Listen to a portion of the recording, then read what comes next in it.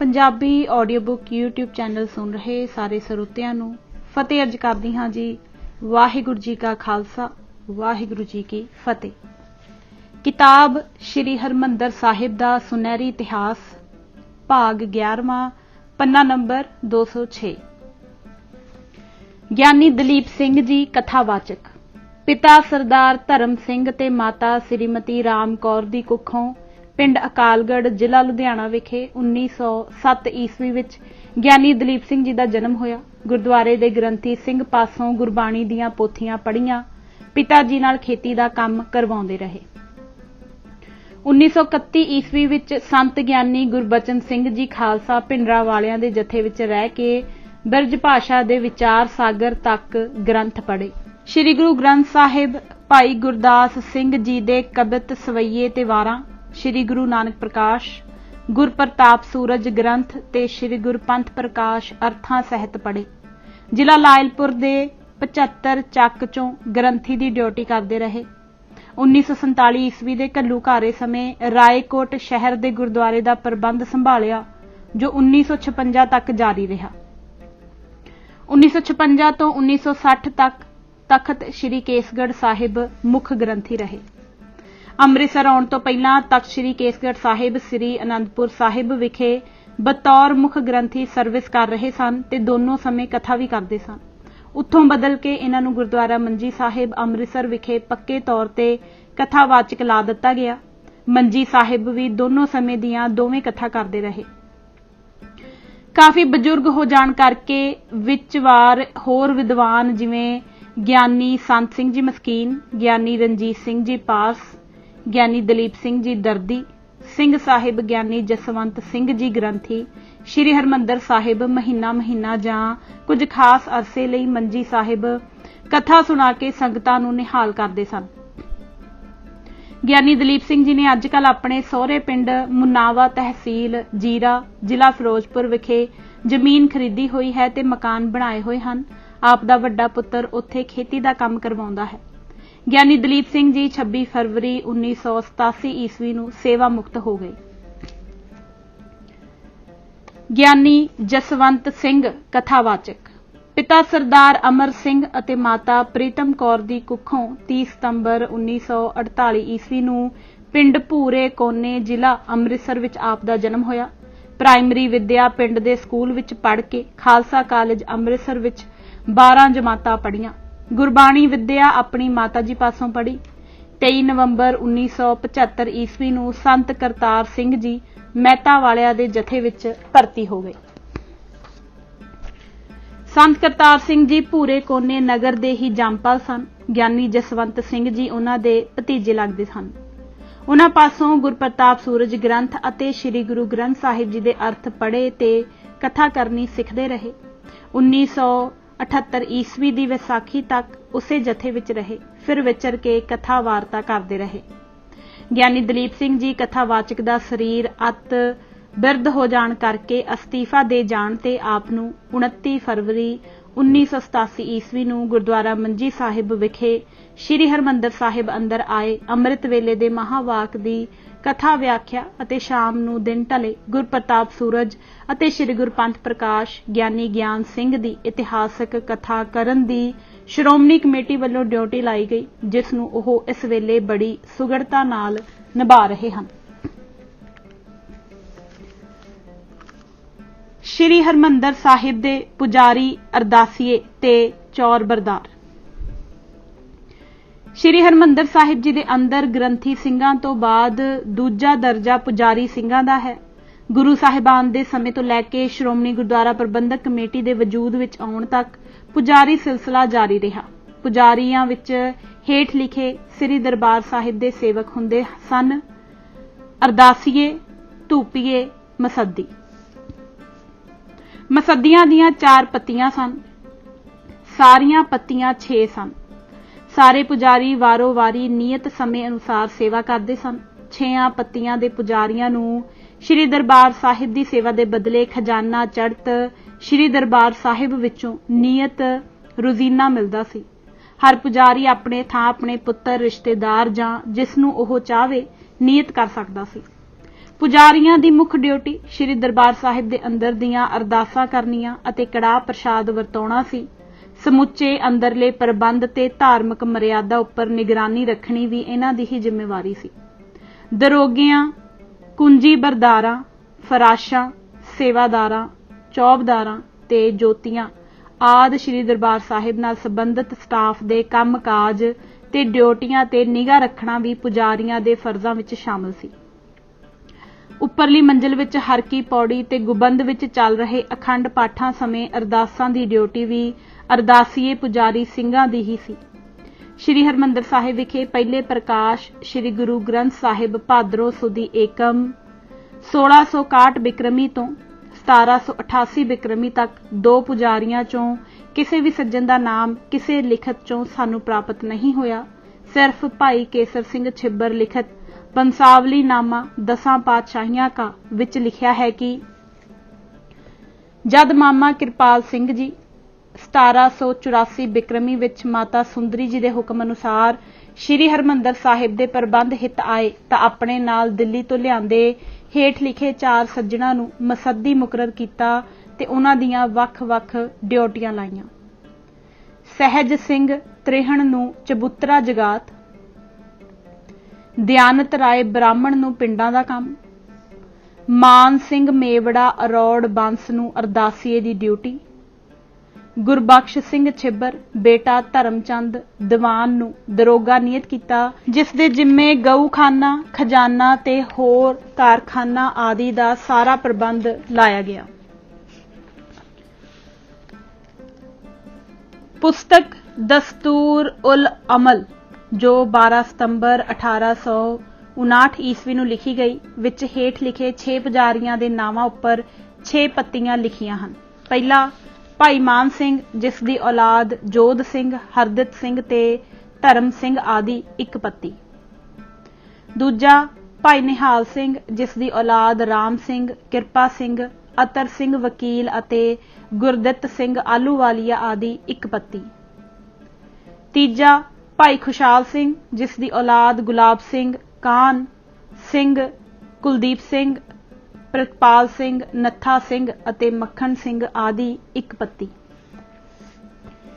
ਚੌਥਾ ਭਾਈ ਸਹਿਜ ਸਿੰਘ ਜਿਸ ਦੀ ਔਲਾਦ ਜੀਤ ਸਿੰਘ, ਭਾਗ ਸਿੰਘ, ਚੇਤ ਸਿੰਘ, ਇਹਨਾਂ ਦੀ ਔਲਾਦ ਚੋਂ ਸੇਵਾ ਸਿੰਘ, ਜਵਾਹਰ ਸਿੰਘ ਅਤੇ ਨਿਹਾਲ ਸਿੰਘ, ਸ਼ੇਰ ਸਿੰਘ ਤੇ ਗੁਲਾਬ ਸਿੰਘ ਆਦਿ 1.5 ਪੱਤੀ।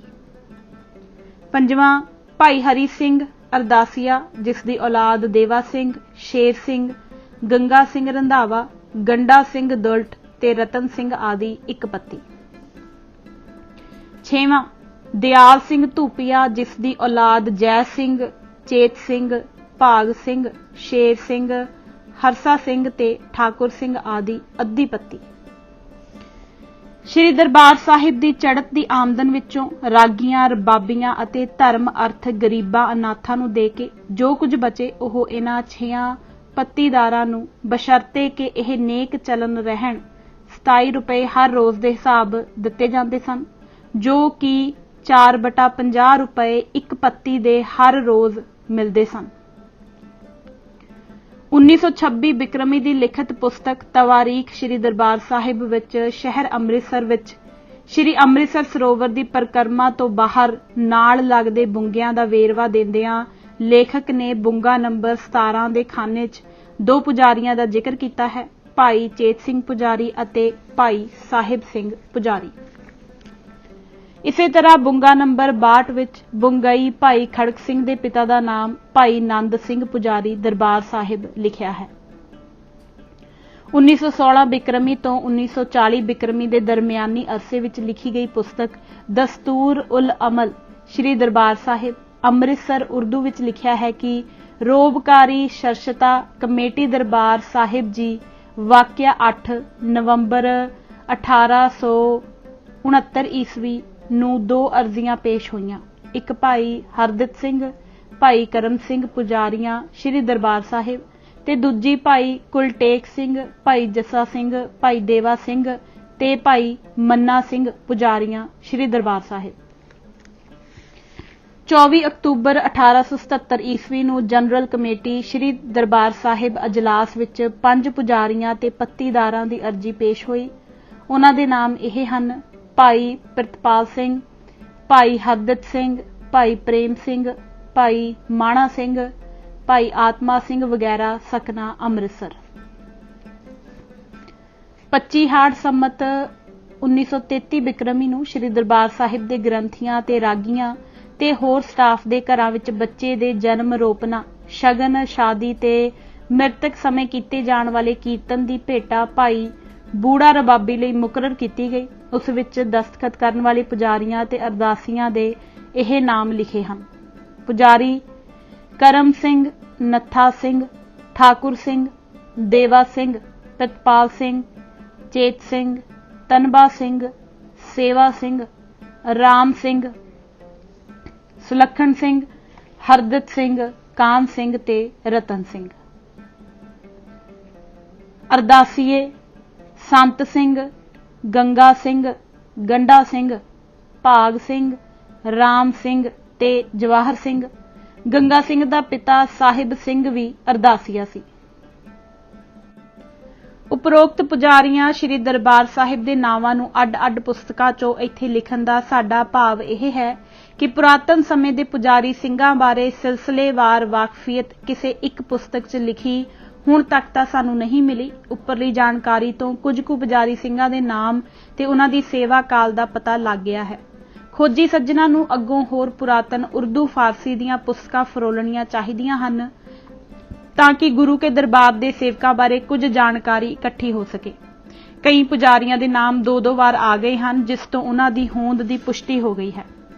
ਜਦੋਂ ਸਿੱਖ ਜਾਗਰਤੀ ਦੀ ਲਹਿਰ, ਸਿੰਘ ਸਭਾ ਲਹਿਰ ਚੱਲੀ ਤੇ ਉਸੇ ਵਿੱਚੋਂ ਅਕਾਲੀ ਲਹਿਰ ਨੇ ਜਨਮ ਲਿਆ ਤਾਂ ਉਸ ਲਹਿਰ ਦਾ ਪਹਿਲਾ ਮੁੱਖ ਕਾਰਜ ਗੁਰਦੁਆਰਾ ਪ੍ਰਬੰਧ ਸੁਧਾਰ ਸੀ। ਅਕਾਲੀ ਮੋਰਚਿਆਂ ਦੀ ਸਫਲਤਾ ਦੇ ਕਾਰਨ ਅੰਗਰੇਜ਼ ਸਰਕਾਰ ਨੇ ਸਿੱਖਾਂ ਦੀ ਮੁੱਖ ਮੰਗ ਗੁਰਦੁਆਰਾ ਪ੍ਰਬੰਧ ਪੰਥ ਦੇ ਚੁਣੇ ਹੋਏ ਪ੍ਰਤੀਨਿਧਾਂ ਦੇ ਸਪੁਰਦ ਕਰਨ ਲਈ ਗੁਰਦੁਆਰਾ ਐਕਟ 1925 ਈਸਵੀ ਪਾਸ ਕਰ ਦਿੱਤਾ, ਜਿਸ ਅਨੁਸਾਰ ਸਿੱਖਾਂ ਦੀਆਂ ਬਾਲਗ ਵੋਟਾਂ ਨਾਲ ਚੁਣੀ ਗਈ ਕਮੇਟੀ, ਜਿਸ ਦਾ ਨਾਮ ਸ਼੍ਰੋਮਣੀ ਗੁਰਦੁਆਰਾ ਪ੍ਰਬੰਧਕ ਕਮੇਟੀ ਰੱਖਿਆ।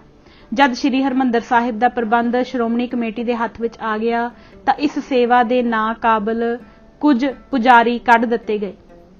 ਕਈ ਆਪਣੇ ਆਪ ਹੀ ਸੇਵਾ ਤੋਂ ਵੱਖ ਹੋ ਗਏ। ਜਿਨ੍ਹਾਂ ਨੇ ਸ਼੍ਰੋਮਣੀ ਕਮੇਟੀ ਦੇ ਨਿਯਮਾਂ ਅਨੁਸਾਰ ਸੇਵਾ ਕਰਨੀ ਪ੍ਰਵਾਨ ਕਰ ਲਈ, ਉਹਨਾਂ ਨੂੰ ਸੇਵਾ ਉੱਪਰ ਕਾਇਮ ਰੱਖਿਆ ਗਿਆ ਅਤੇ ਉਹਨਾਂ ਨੂੰ ਪਹਿਲਾਂ ਤੋਂ ਮੁਕਰਰ ਹੋਇਆ ਰੁਜੀਨਾ ਮਿਲਦਾ ਰਿਹਾ। ਜੋ ਪੁਜਾਰੀ ਚਲੇ ਗਏ ਅਤੇ ਸੇਵਾ ਉੱਪਰ ਨਾ ਆਏ, ਉਹਨਾਂ ਨੂੰ ਕੋਈ ਰੁਜੀਨਾ ਨਹੀਂ ਦਿੱਤਾ ਗਿਆ, ਪਰ ਸੇਵਾ ਪ੍ਰਵਾਨ ਕਰਨ ਵਾਲਿਆਂ ਨੂੰ ਰੁਜੀਨੇ ਦਾ ਪਿਛਲਾ ਬਕਾਇਆ ਵੀ ਦਿੱਤਾ ਗਿਆ। ਆਪਣੇ ਆਪ ਸੇਵਾ ਤੋਂ ਵੱਖ ਹੋਏ ਤੇ ਸ਼੍ਰੋਮਣੀ ਕਮੇਟੀ ਵੱਲੋਂ ਕੱਢੇ ਗਏ ਪੁਜਾਰੀਆਂ ਨੂੰ ਗੁਰਦੁਆਰਾ ਜੁਡੀਸ਼ੀਅਲ ਕਮਿਸ਼ਨ ਦੇ ਟ੍ਰਿਬਿਊਨਲ ਵਿੱਚ ਦਾਅਵੇ ਦਾਇਰ ਕੀਤੇ, ਜਿਨ੍ਹਾਂ ਚੋਂ ਕਈਆਂ ਦੇ ਦਾਅਵੇ ਖਾਰਜ ਹੋ ਗਏ ਤੇ ਕੁਝ ਕੁ ਨੂੰ ਰਾਜ਼ੀਨਾਮਿਆਂ ਨਾਲ ਰੁਜ਼ੀਨੇ ਦਿੱਤੇ ਗਏ। ਰਿਪੋਰਟ ਸ੍ਰੀ ਦਰਬਾਰ ਸਾਹਿਬ ਅਨੁਸਾਰ 1930 ਤੋਂ 31 ਈਸਵੀ ਵਿੱਚ ਪੁਜਾਰੀਆਂ ਨੂੰ ਕੁੱਲ 12,314 ਰੁਪਏ 1 ਆਨਾ 3 ਪੈਸੇ ਸਾਲਾਨਾ ਰੁਜ਼ੀਨਾ ਦਿੱਤਾ ਜਾਂਦਾ ਸੀ। ਇਹ ਰੁਜ਼ੀਨਾ ਪਿਛਲੇ ਹੱਕਾਂ ਕਰਕੇ ਇਹਨਾਂ ਦੇ ਆਪਣੇ ਜੀਵਨ ਤੱਕ ਮਿਲਦਾ ਰਹੇਗਾ ਅਤੇ ਇਹ ਕਿਸੇ ਵਰਤਮਾਨ ਸੇਵਾ ਕਰਕੇ ਨਹੀਂ ਹੈ। 1927 ਈਸਵੀ ਵਿੱਚ ਲੋਕਲ ਕਮੇਟੀ ਸ੍ਰੀ ਦਰਬਾਰ ਸਾਹਿਬ ਨਾਲ ਸਮਝੌਤਾ ਕਰਕੇ ਹੇਠ ਲਿਖੇ 5 ਪੁਜਾਰੀ ਕਮੇਟੀ ਦੇ ਨਿਯਮਾਂ ਅਨੁਸਾਰ ਸੇਵਾ ਪ੍ਰਵਾਨ ਕਰਕੇ ਸੇਵਾ ਕਰਨ ਲੱਗ ਪਏ। ਭਾਈ ਸੁਰਜਨ ਸਿੰਘ ਜੀ ਜਥੇਦਾਰ, ਭਾਈ ਜੈਮਲ ਸਿੰਘ ਜੀ, ਭਾਈ ਨਰੈਣ ਸਿੰਘ ਜੀ ਵਾਲੀਆ, ਸਪੁੱਤਰ ਭਾਈ ਰਤਨ ਸਿੰਘ ਜੀ, ਭਾਈ ਨਰੈਣ ਸਿੰਘ ਜੀ ਅਕਾਲੀ ਸਪੁੱਤਰ ਭਾਈ ਦੇਵਾ ਸਿੰਘ ਜੀ, ਭਾਈ ਨਿੱਕਾ ਸਿੰਘ ਜੀ। ਇਹਨਾਂ ਸਾਰਿਆਂ ਨੂੰ ਉਸ ਸਮੇਂ 48 ਰੁਪਏ ਮਾਹਵਾਰ ਮਿਲਦੇ ਸਨ। ਇਸ ਤੋਂ ਇਲਾਵਾ ਇਹਨਾਂ ਪੁਜਾਰੀ ਸਿੰਘਾਂ ਨੂੰ ਪਹਿਲੇ ਪੁਜਾਰੀਆਂ ਵਾਂਗ ਸਾਲਾਨਾ ਰੁਜ਼ੀਨੇ ਵਿੱਚੋਂ ਵੀ ਤਾਂ ਜ਼ਿੰਦਗੀ ਰੁਜ਼ੀਨਾ ਮਿਲਦਾ ਰਹੇਗਾ। ਕਮੇਟੀ ਦੇ ਨਵੇਂ ਨਿਯਮਾਂ ਅਨੁਸਾਰ ਉਸ ਸਮੇਂ ਤੋਂ ਹੀ ਇਹਨਾਂ ਪੁਜਾਰੀ ਸਿੰਘਾਂ ਨੂੰ ਪੁਜਾਰੀ ਕਹਿਣ ਦੀ ਥਾਂ ਅਰਦਾਸੀਆ ਕਹਿਣਾ ਤੇ ਲਿਖਣਾ ਸ਼ੁਰੂ ਹੋ ਗਿਆ, ਜੋ ਹੁਣ ਤੱਕ ਚੱਲ ਰਿਹਾ ਹੈ। ਸੀਨੀਅਰ ਅਰਦਾਸੀ ਨੂੰ ਜਥੇਦਾਰ ਸ੍ਰੀ ਹਰਿਮੰਦਰ ਸਾਹਿਬ ਲਿਖਿਆ ਤੇ ਕਿਹਾ ਜਾਂਦਾ ਹੈ। ਭਾਈ ਨਿੱਕਾ ਸਿੰਘ ਨੇ ਪੁਜਾਰੀਆਂ ਵਾਲੀ ਮਾਹਵਾਰੀ ਮਾਇਆ ਲੈਣੀ ਛੱਡ ਕੇ ਆਪਣੇ ਆਪ ਨੂੰ ਕਮੇਟੀ ਦਾ ਮੁਲਾਜ਼ਮ ਬਣਾ ਲਿਆ ਤੇ ਮੁਲਾਜ਼ਮਾਂ ਵਾਲੀ ਤਨਖਾਹ, ਛੁੱਟੀਆਂ, ਗ੍ਰੇਡ ਤੇ ਤਰੱਕੀਆਂ ਅਤੇ ਪ੍ਰੋਵੀਡੈਂਟ ਫੰਡ ਆਦਿ ਸਾਰੀਆਂ ਸਹੂਲਤਾਂ ਪ੍ਰਾਪਤ ਕਰ ਲਈਆਂ।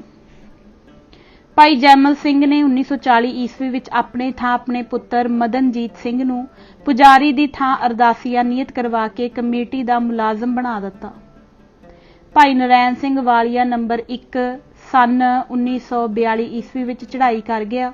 ਉਸ ਦੀ ਥਾਂ ਕੋਈ ਨਵਾਂ ਅਰਦਾਸੀਆ ਸਿੰਘ ਨਾ ਰੱਖਿਆ ਗਿਆ, ਜਿਸ ਕਰਕੇ ਉਸ ਦਿਨ ਤੋਂ ਅਰਦਾਸੀਆਂ ਦੀ ਗਿਣਤੀ 4 ਰਹਿ ਗਈ। ਦੂਜਾ, ਭਾਈ ਨਰੈਣ ਸਿੰਘ ਅਕਾਲੀ 1955 ਈਸਵੀ ਵਿੱਚ ਸੇਵਾ ਤੋਂ ਤਿਆਗ ਪੱਤਰ ਦੇ ਗਿਆ। ਇਹਨਾਂ ਦੀ ਥਾਂ ਉਸ ਸਮੇਂ ਭਾਈ ਦਰਸ਼ਨ ਸਿੰਘ ਜੀ ਫਰਾਸ਼ ਨੂੰ ਅਰਦਾਸੀਆ ਸ੍ਰੀ ਦਰਬਾਰ ਸਾਹਿਬ ਰੱਖਿਆ ਗਿਆ ਸੀ। ਸ਼੍ਰੋਮਣੀ ਕਮੇਟੀ ਦਾ ਪ੍ਰਬੰਧ ਆਉਣ ਤੋਂ ਪਹਿਲਾਂ ਸ੍ਰੀ ਹਰਿਮੰਦਰ ਸਾਹਿਬ ਦੇ ਅੰਦਰ ਉਪਰੋਕਤ 5 ਪੁਜਾਰੀ ਤੇ 2 ਅਰਦਾਸੀਏ ਭਾਈ ਕਿਰਪਾਲ ਸਿੰਘ ਤੇ ਭਾਈ ਨਰੈਣ ਸਿੰਘ ਸਨ। ਪੁਰਾਣੇ ਬਜ਼ੁਰਗ ਦੱਸਦੇ ਹਨ ਕਿ ਇਹਨਾਂ ਦੋਹਾਂ ਦੀ ਆਵਾਜ਼ ਬੜੀ ਹੀ ਸੁਰੀਲੀ ਤੇ ਅਰਦਾਸ ਵਿੱਚ ਬੜਾ ਅਸਰ ਸੀ। ਭਾਈ ਕਿਰਪਾਲ ਸਿੰਘ 1939 ਈਸਵੀ ਵਿੱਚ ਮਹਾਰਾਜਾ ਰਣਜੀਤ ਸਿੰਘ ਜੀ ਦੀ 100 ਸਾਲਾ ਬਰਸੀ ਮਨਾ ਕੇ ਲਾਹੌਰ ਤੋਂ ਵਾਪਸ ਬੱਸ ਵਿੱਚ ਆ ਰਿਹਾ ਸੀ। ਇਹਨਾਂ ਨੇ ਆਪਣੀ ਬਾਂਹ ਬੱਸ ਦੀ ਬਾਰੀ ਚੋਂ ਬਾਹਰ ਕੱਢੀ ਹੋਈ ਸੀ। ਸਾਹਮਣੇ ਆਉਂਦੀ ਬੱਸ ਦੇ ਨਾਲ ਖਹਿਣ ਕਰਕੇ ਬਾਂਹ ਦੋਹਾਂ ਬੱਸਾਂ ਦੇ ਵਿਚਕਾਰ ਆ ਕੇ ਫਿਸ ਗਈ ਤੇ ਅੰਤ ਨੂੰ ਬਾਂਹ ਕੱਟਣੀ ਪਈ। ਇਸ ਤਕਲੀਫ ਨੂੰ ਨਾ ਸਹਾਰਦਿਆਂ ਹੋਇਆਂ ਭਾਈ ਕਿਰਪਾਲ ਸਿੰਘ ਜੀ ਅਰਦਾਸੀਏ ਦੀ ਮੌਤ ਹੋ ਗਈ। ਭਾਈ ਨਰੈਣ ਸਿੰਘ ਅਰਦਾਸੀਆ ਜਦ ਸੇਵਾ ਮੁਕਤ ਹੋ ਗਿਆ ਤਾਂ 4 ਅਰਦਾਸੀਏ ਰਹਿ ਗਏ। ਪਹਿਲਾਂ ਪੁਜਾਰੀਆਂ ਦੀ ਡਿਊਟੀ ਅਰਦਾਸਾਂ ਕਰਨਾ ਤੇ ਕੜਾਹ ਪ੍ਰਸ਼ਾਦ ਵਰਤਾਉਣ ਦੇ ਨਾਲ ਹੇਠਲੇ ਸਾਰੇ ਸਟਾਫ ਦੀ ਨਿਗਰਾਨੀ ਤੇ ਖਾਸ ਸਮਾਗਮਾਂ ਸਮੇਂ ਬਾਹਰ ਜਾ ਕੇ ਅਰਦਾਸ ਕਰਨ ਦੀ ਸੀ। ਜਿਵੇਂ ਕਿਸੇ ਰਾਜੇ ਮਹਾਰਾਜੇ ਜਾਂ ਲੀਡਰ ਦੀ ਖੁਸ਼ੀ ਗਮੀ ਤੇ ਦਰੋਗੇ ਕੰਮ ਕਰਦੇ ਹਨ, ਉਵੇਂ ਸ਼੍ਰੋਮਣੀ ਕਮੇਟੀ ਦਾ ਪ੍ਰਬੰਧ ਆ ਜਾਣ ਤੇ ਦਰੋਗਿਆਂ ਦਾ ਕੰਮ ਵੀ ਅਰਦਾਸੀਆਂ ਨੂੰ ਸੌਂਪ ਦਿੱਤਾ ਗਿਆ। ਜਿਵੇਂ ਮਾਇਆ ਤੇ ਹੋਰ ਚੜ੍ਹਤ ਦੀ ਸੰਭਾਲ ਅਤੇ ਅੰਦਰ ਦੀ ਹੋਰ ਸਾਰੀ ਜ਼ਿੰਮੇਵਾਰੀ ਜੋ ਪਹਿਲਾਂ ਦਰੋਗਿਆਂ ਦੀ ਹੁੰਦੀ ਸੀ, ਉਵੇਂ ਪ੍ਰੇਮੀਆਂ ਵੱਲੋਂ ਗੋਲਕ ਲਈ ਆਈ ਮਾਇਆ ਲੈ ਕੇ ਗੋਲਕ ਵਿੱਚ ਪਾਉਣੀ, ਚੁਪੱਤਰੇ ਤੇ ਦਰਜ ਕਰਕੇ ਨਿਯਮਾਂ ਅਨੁਸਾਰ ਸਿਰੋਂ ਪਾਓ ਤੇ ਮਿਸ਼ਰੀ ਦਾ ਕੂਜਾ ਪ੍ਰੇਮੀਆਂ ਨੂੰ ਦੇਣੇ ਆਦਿ। ਖਜ਼ਾਨੇ ਦੀਆਂ 4 ਚਾਬੀਆਂ ਹੁੰਦੀਆਂ ਸਨ ਤੇ ਹੁਣ ਵੀ ਹਨ। ਇੱਕ ਮੁੱਖ ਗ੍ਰੰਥੀ ਕੋਲ, ਦੂਜੀ ਮੁੱਖ ਅਰਦਾਸੀਏ ਕੋਲ, ਤੀਜੀ ਮੈਨੇਜਰ ਤੇ ਚੌਥੀ ਖਜ਼ਾਨਚੀ ਸ੍ਰੀ ਦਰਬਾਰ ਸਾਹਿਬ ਪਾਸ ਹੁੰਦੀ ਸੀ। ਖਜ਼ਾਨੇ ਦੀ ਦੂਜੀ ਚਾਬੀ ਆਪਣੇ ਪਾਸ ਰੱਖਣੀ, ਖਜ਼ਾਨੇ ਨੂੰ ਰਖਾਉਣ ਤੇ ਗਿਣਾਉਣ ਵੇਲੇ ਹਾਜ਼ਰ ਰਹਿਣਾ, ਅੰਦਰਲੇ ਸਾਰੇ ਸਟਾਫ ਦੀ ਹਾਜ਼ਰੀ ਲਾਉਣੀ ਤੇ ਹਾਜ਼ਰੀ ਰਿਪੋਰਟ ਦਫ਼ਤਰ ਭੇਜਣੀ, ਗ੍ਰੰਥੀ ਸਿੰਘਾਂ ਤੇ ਰਾਗੀਆਂ ਤੋਂ ਬਿਨਾਂ ਬਾਕੀ ਸਟਾਫ ਨੂੰ ਛੁੱਟੀਆਂ ਦੀ ਸਿਫਾਰਿਸ਼ ਕਰਨੀ, ਗਵਾਚੀਆਂ ਵਸਤਾਂ, ਘੜੀਆਂ, ਨਕਦ ਮਾਇਆ, ਸੋਨਾ ਚਾਂਦੀ ਜਾਂ ਹੋਰ ਵਸਤਾਂ ਜੋ ਕੋਈ ਲਿਆ ਕੇ ਜਮ੍ਹਾਂ ਕਰਵਾਵੇ ਉਸ ਨੂੰ ਬਕਾਇਦਾ ਰਜਿਸਟਰ ਵਿੱਚ ਜਮ੍ਹਾਂ ਕਰਨਾ। ਅਸਲ ਮਾਲਕ ਆ ਜਾਵੇ ਤਾਂ ਉਸ ਤੋਂ ਨਿਸ਼ਾਨੀਆਂ ਪੁੱਛ ਕੇ ਆਪਣੀ ਪੱਕੀ ਤਸੱਲੀ ਕਰਕੇ ਕਿਸੇ ਜਾਣਕਾਰ ਦੀ ਜਾਮਨੀ ਲੈ ਕੇ ਰਜਿਸਟਰ ਤੇ ਵਸੂਲ ਪਾਉਣ ਵਾਲੇ ਬਾਰੇ ਲਿਖਵਾ ਕੇ ਦਸਖਤ ਕਰਾ ਕੇ ਉਹ ਵਸਤੂ ਅਸਲ ਮਾਲਕ ਨੂੰ ਦੇਣੀ। ਸਿਰੋਂ ਪਾਓ ਤੇ ਕੂਜਾ ਮਿਸ਼ਰੀ ਜਾਂ ਪਤਾਸੇ ਸੇਵਾਦਾਰਾਂ ਰਾਹੀਂ ਫਰਾਸ਼ ਪਾਸੋਂ ਜਾਂ ਦਫ਼ਤਰੋਂ ਮੰਗਵਾ ਕੇ ਰੱਖਣੇ, ਸਿਰੋਂ ਪਾਊਆਂ ਦਾ ਹਿਸਾਬ ਰੱਖਣਾ ਆਦਿ ਕਾਫੀ ਵਧੇਰੇ ਜ਼ਿੰਮੇਵਾਰੀਆਂ ਅਰਦਾਸੀਏ ਸਿੰਘਾਂ ਨੂੰ ਸੌਂਪੀਆਂ ਗਈਆਂ ਸਨ। ਜਦ 1958 ਈਸਵੀ ਦੀ 2 ਅਪ੍ਰੈਲ ਨੂੰ ਦਾਸ ਨੂੰ ਸ੍ਰੀ ਹਰਿਮੰਦਰ ਸਾਹਿਬ ਵਿਖੇ ਗ੍ਰੰਥੀ ਦੀ ਮਹਾਨ ਪਦਵੀ ਤੇ ਸਥਾਪਿਤ ਕੀਤਾ ਗਿਆ ਤਾਂ ਉਸ ਸਮੇਂ ਹੇਠ ਲਿਖੇ 4 ਅਰਦਾਸੀਏ ਅੰਦਰ ਸੇਵਾ ਨਿਭਾ ਰਹੇ ਸਨ। ਭਾਈ ਸੁਰਜਨ ਸਿੰਘ ਜੀ ਜਥੇਦਾਰ, ਭਾਈ ਨਿੱਕਾ ਸਿੰਘ ਜੀ, ਭਾਈ ਮਦਨਜੀਤ ਸਿੰਘ ਜੀ, ਭਾਈ ਦਰਸ਼ਨ ਸਿੰਘ ਜੀ। 1964 ਈਸਵੀ ਵਿੱਚ ਜਦ ਭਾਈ ਮਦਨਜੀਤ ਸਿੰਘ ਸੇਵਾ ਮੁਕਤ ਹੋਇਆ ਤਾਂ ਉਸ ਦੀ ਥਾਂ ਗਿਆਨੀ ਨਿਰੰਜਨ ਸਿੰਘ ਜੀ ਨੂੰ ਅਰਦਾਸੀਆ ਨਿਯੁਕਤ ਕੀਤਾ ਗਿਆ। ਜਦ 1974 ਈਸਵੀ ਵਿੱਚ ਗਿਆਨੀ ਨਿਰੰਜਨ ਸਿੰਘ ਜੀ ਸ੍ਰੀ ਹਰਿਮੰਦਰ ਸਾਹਿਬ ਜੀ ਦੇ ਗ੍ਰੰਥੀ ਸਥਾਪਿਤ ਹੋਏ ਤਾਂ ਉਹਨਾਂ ਦੀ ਥਾਂ ਭਾਈ ਜੋਗਿੰਦਰ ਸਿੰਘ ਅਰਦਾਸੀਆ ਨਿਯਤ ਹੋਇਆ। 1965 ਈਸਵੀ ਵਿੱਚ ਭਾਈ ਸੁਰਜਨ ਸਿੰਘ ਜੀ ਜਦ ਸੇਵਾ ਮੁਕਤ ਹੋਏ ਤਾਂ ਭਾਈ ਨਿੱਕਾ ਸਿੰਘ ਜੀ ਸੀਨੀਅਰ ਹੋਣ ਕਰਕੇ ਜਥੇਦਾਰ ਬਣ ਗਏ। ਖਾਲੀ ਹੋਏ ਅਰਦਾਸੀ ਦੀ ਜਗ੍ਹਾ ਤੇ ਸ੍ਰੀ ਅਕਾਲ ਤਖ਼ਤ ਸਾਹਿਬ ਦੇ 50 ਪਿਆਰਿਆਂ ਵਿੱਚੋਂ ਭਾਈ ਬਲਵੰਤ ਸਿੰਘ ਜੀ ਨੂੰ ਅਰਦਾਸੀਆ ਨਿਯਤ ਕੀਤਾ ਗਿਆ। ਜਦ ਭਾਈ ਬਲਵੰਤ ਸਿੰਘ ਜੀ ਦਾ ਦੇਹਾਂਤ ਹੋ ਗਿਆ ਤਾਂ ਉਸ ਦੀ ਥਾਂ ਭਾਈ ਸੁਦਾਗਰ ਸਿੰਘ ਅਰਦਾਸੀਆ ਨਿਯਤ ਹੋਇਆ। ਜਦ ਕਿਸੇ ਖਾਸ ਕਾਰਨ ਕਰਕੇ ਭਾਈ ਸੁਦਾਗਰ ਸਿੰਘ ਸੇਵਾ ਛੱਡ ਗਿਆ ਤਾਂ ਖਾਲੀ ਹੋਈ ਜਗ੍ਹਾ ਉੱਪਰ ਭਾਈ ਰਘਬੀਰ ਸਿੰਘ ਗ੍ਰੰਥੀ ਅਰਦਾਸੀਆ ਬਣਿਆ। ਜਦ ਉਹ ਸਰੀਰ ਤਿਆਗ ਗਿਆ ਤਾਂ ਉਸ ਦੀ ਜਗ੍ਹਾ ਭਾਈ ਰਤਨ ਸਿੰਘ ਗ੍ਰੰਥੀ ਬਤੌਰ ਅਰਦਾਸੀਆ ਨਿਯਤ ਹੋਇਆ। ਕਿਸੇ ਖਾਸ ਕਾਰਨ ਕਰਕੇ ਜਦ ਕਮੇਟੀ ਨੇ ਉਸ ਨੂੰ ਅੰਦਰੋਂ ਬਦਲ ਕੇ ਫਿਰ ਬਾਹਰ ਸੰਬੰਧਿਤ ਗੁਰਦੁਆਰਿਆਂ ਵਿੱਚ ਗ੍ਰੰਥੀ ਲਗਾ ਦਿੱਤਾ ਤਾਂ ਉਸ ਜਗ੍ਹਾ ਉੱਪਰ ਭਾਈ ਗੁਰਦੀਪ ਸਿੰਘ ਜੀ ਅਰਦਾਸੀਆ ਨਿਯਤ ਹੋਇਆ।